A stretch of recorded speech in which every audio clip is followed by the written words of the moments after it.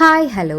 അപ്പം നമ്മളിന്ന് നൈറ്റ് ഔട്ടിന് പോയിട്ടുണ്ടായിരുന്നു. അതായത് നമ്മൾ സ്ട്രെസ് ഫ്രീ ആവാൻ വേണ്ടിയിട്ട് ഞാനും എൻ്റെ അനിയനുമാണ് പോയിട്ടുണ്ടായിരുന്നത്. ഫസ്റ്റ് നമ്മൾ ഫാമിലി ബിഗ് മാർട്ടിലാണ് പോയിട്ടുണ്ടായിരുന്നത്.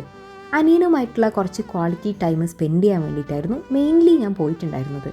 അതായത് ഇതിനെക്കുറിച്ച് പറയുകയാണെങ്കിൽ നമ്മളെ ലൈഫിലൊക്കെ കാണില്ലേ ചില ആളുകൾ എന്തിനും ഏതിനും നമ്മളെ സപ്പോർട്ട് ചെയ്യുന്ന ഒരു കൈൻഡ് ഓഫ് പേഴ്സൺ. അത്തരത്തിലുള്ളൊരു വ്യക്തിയാണ് ഇവൻ എൻ്റെ ലൈഫിൽ. പ്രായം നോക്കുകയാണെങ്കിൽ എന്നെക്കാളും ചെറുതാണെങ്കിലും അവൻ നമ്മളെ വളരെ ഹാപ്പിയാക്കി അതേപോലെ കംഫർട്ടബിളായിട്ട് വെക്കാനുള്ള ഒരു കൈൻഡ് ഓഫ് എനർജി അവനിലുണ്ട്.